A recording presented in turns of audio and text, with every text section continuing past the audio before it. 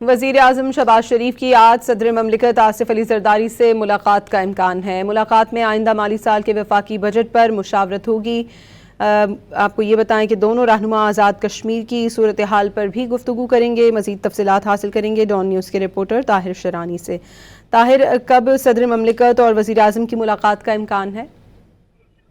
جی، ذرائع کے مطابق آج وزیر اعظم شہباز شریف کی صدر مملکت آصف علی زرداری سے ملاقات کا امکان ہے۔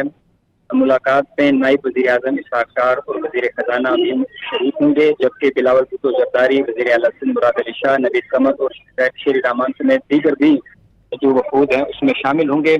ذرائع کا یہ کہنا ہے کہ کیونکہ جو وفاقی حکومت اور پیپلز پارٹی کے درمیان آئندہ مالی سال کے وفاقی بجٹ پر مشاورت ہے، وہ ابھی تک مکمل نہیں ہوئے ہیں، تو اس لیے جو وزیر اعظم اور صدر کی ملاقات ہے اس میں کوشش کی جائے گی جو آئندہ مالی سال کا وفاقی بجٹ ہے اس پر جو مشاورتی عمل ہے اس کو مکمل کیا جا سکے، اور پیپلز پارٹی کے جو بھی تجاویز ہیں اور تحفظات ہیں اس کو آئندہ مالی سال کے وفاقی بجٹ میں شامل کیا جا سکے۔